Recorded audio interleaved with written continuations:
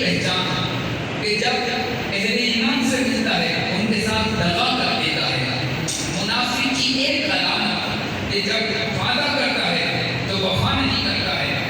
منافق کی بہت ساری پہچانیں حضور جان عالم صلی اللہ علیہ وسلم نے بیان فرمائی، لیکن علامات نفاق ہیں۔ لیکن منافق کا مقام کیا ہے؟ مومن اور منافق میں فرق یہ ہے کہ مومن ایک ایمان رکھتا ہے اور مومن تو خدا کی جناب میں اعلیٰ درجے پر ہوگا۔ منافق قرآن کہتا ہے ان المنافقین فی الدرک الاسفل من النار، فرمایا جہنم کے سب سے نچلے اور سب سے سخت ترین طبقے کے اندر منافق کو ڈالا جائے گا کہ یہ اتنا بدبخت ہے جو کافر سے بھی بدبخت ہے، اس کو منافق کہا جاتا ہے۔ ان منافقین میں سے بہت سارے لوگ تھے جنہوں نے منافقت کی، اور مدینے کے منافقوں کا جو سرگنا جو ان کا صفہ سلام تھا وہ عبداللہ ابن ابی تھا۔